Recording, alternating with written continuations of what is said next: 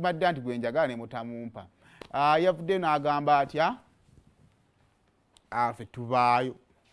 tubaayo nga tubaabya yagambye naye ati blankets and wines not even one Ugandan dancehall artist on your list mulimbyemu nnyo kakati ne wabaawo kaseera n'amuddamu n'agamba at Nathan Uganda and blankets and one UG sad for the Ugandan dancehall fraternity for not being represented kati tugambe nti kale twale twetaaga representation nga representation si just nti it has to be a dancehall artist dancehall artist kyo mwaka guno akoze awadde yabadde alina okubeera waawo yani muyimbi kyo waraga akoze obulungi omwaka guno nga saagala nti omanyi saagala nnyo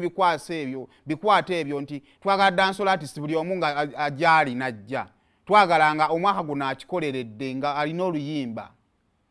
nga abadde asobola okubeera ku bwongo bw'abayimbi bw'abapromota ku mutwe ogwo omwaka guno nani akikoze bafana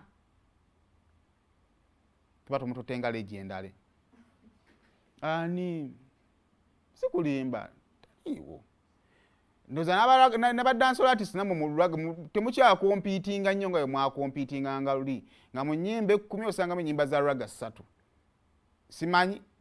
nyinza okuba nkirabye bubi naye ekibuuzo kiri nti okay kati nga gwe promoter